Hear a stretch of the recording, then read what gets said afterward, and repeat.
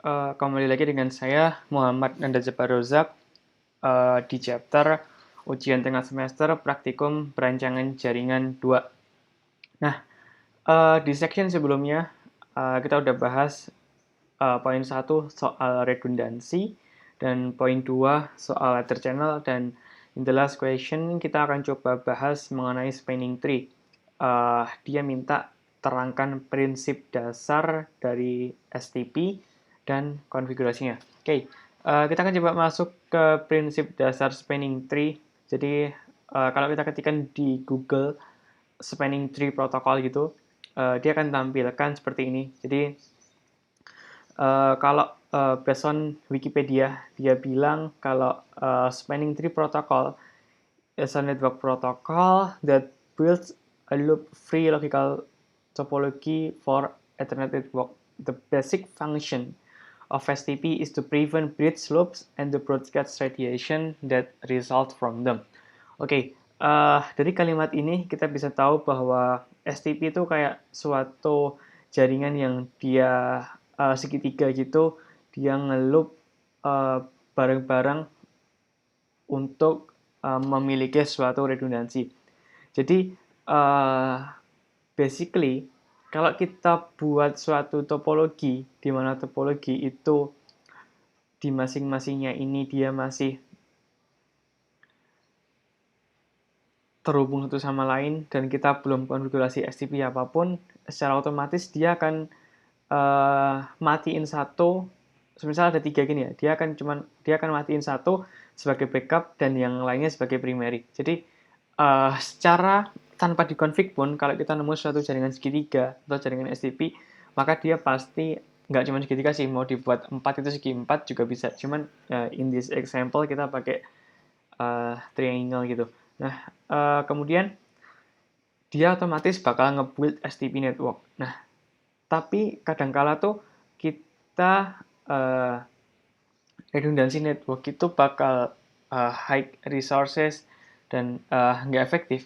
Dan akhirnya kita pengen ngebagi yang awalnya ada 3, ya kita manfaatin semuanya. Semisal di sini ada VLAN yang kita alokasikan, semisal yang lewat ether channel atas ini kita gunakan untuk VLAN 99 VLAN management, dan VLAN 10 aja, yang bawah VLAN 3040, yang sini VLAN 50, itu possible. Nah, kemudian kalau kita masuk ke sini, jadi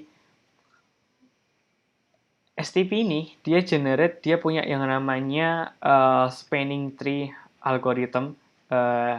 Jadi kemudian dari spanning tree algorithm inilah yang dia bakal kayak ngobrol, dia bikin suatu topologi database untuk menentukan mana sih yang bakal digunakan sebagai primary dan mana sih yang bakal digunakan sebagai backup. Nah, kemudian di STP sendiri ada yang istilah namanya BPDU. Jadi BPDU ini Bridge Protocol Data Unit, di mana dia ngobrolnya pakai multicast frame. Terus dia inilah yang berisi informasi mengenai koneksi yang ada di dalam portnya masing-masing. Nah, kemudian nanti ada kita kenal istilah root bridge dan non-root bridge. Kalau root bridge itu dia digunakan sebagai primary tentunya, kemudian non-root bridge itu digunakan sebagai backup. Oke. Nah,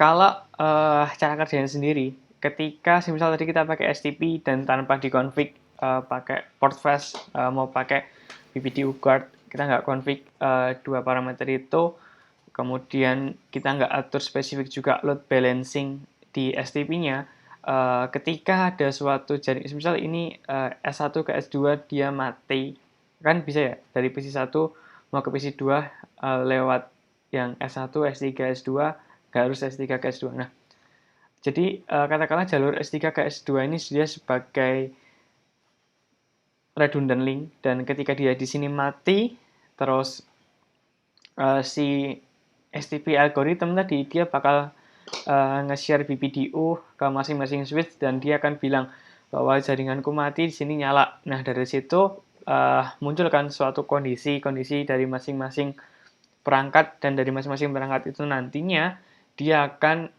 nge-build STP network yang awalnya dia di sini mati karena ada suatu case di atas, maka yang mati akan jadi nyala. Jadi setiap kali ada change itu akan diupdate ke STP algorithm dan disimpan di PPDO, terus nanti dari situ akan di-generate STP network yang baru untuk nge-provide jalur yang mati. Jadi backupnya akan hidup untuk memprovide itu. Nah,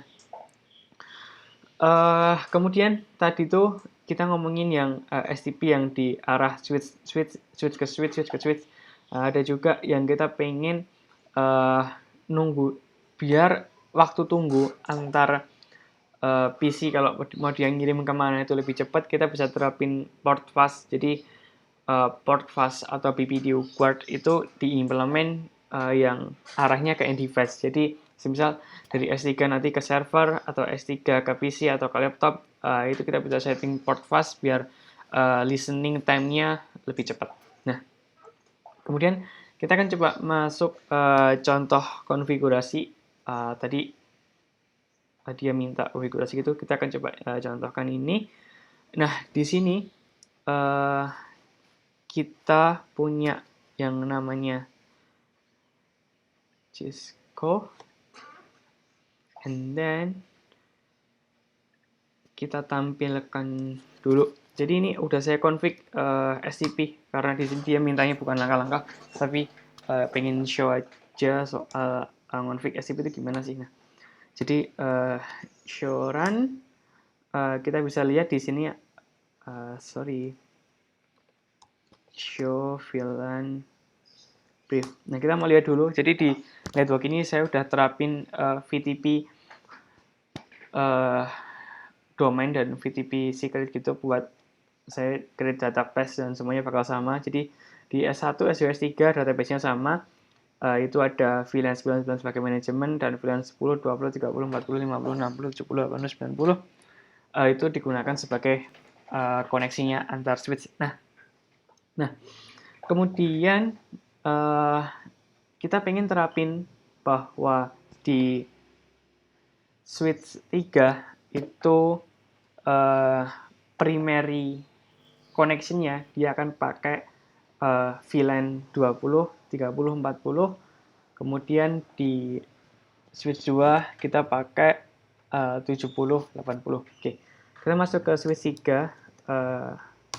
Jadi ini namanya kita terapin suatu load balancing pada STP. Jadi kita bagi kalau mau ke S1 itu jalur mana aja, VLAN mana aja yang boleh lewat, dan yang satunya enggak.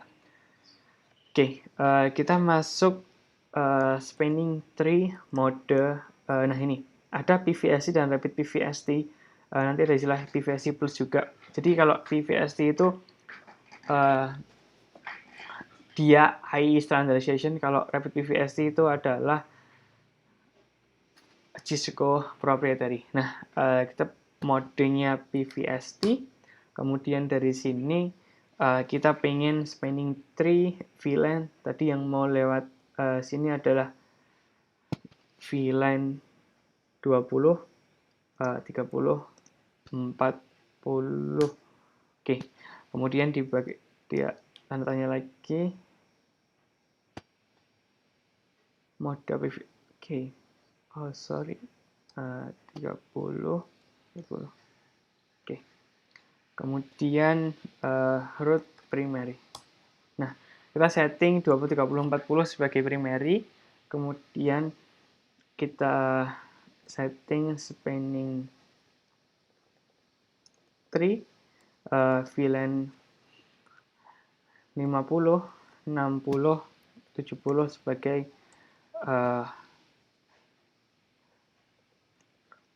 secondary. Oke. Nah, jadi kita setup di sini STP load balancing, dia sebagai yang akses 20, 30, 40 ini sebagai primary root-nya. Nanti kalau di VLAN 20, 30, 40 dia ada error, maka dia akan lari ke secondary. Jadi sebenarnya setting STP cuman gini aja. Untuk ngatasin loop di sini dia udah dihandle secara otomatis sama si STP algoritmnya. Terus kalau kita pengen misal contoh mau setting port fast gitu ya, kita masuk interface FA011, kemudian spanning tree. Nah, port fast. Oke. Nah, cuman gini. Jadi setting up-nya cuman gini. Tadi kita udah terapin STP biar dia nggak ngelup gimana. Terus setup STP load balancing dan coba kasih port fast ke port yang ngarah ke end user. Nah, mungkin itu aja penjelasan dari saya soal STP dan konsep dasarnya gimana dan contoh konfigurasinya. Terima kasih. Ini karena di akhir section saya coba closing juga. Terima kasih atas waktunya dan soal yang diberikan. Semoga dapat bermanfaat apa yang saya coba sharingkan dalam 3 section ini. Section pertama ada HSRP GLBP, section kedua ada heterogeneal, dan ketiga ada spanning tree. Oke, cuman di masing-masing soal saya bedakan sectionnya dan masing-masing section dia beda video. Thank you for your attention. Kalau ada salah mohon maaf. Saya Nanda dari D4 Teknologi Rekayasa Internet SVUGM. Mohon undur diri. Selamat pagi.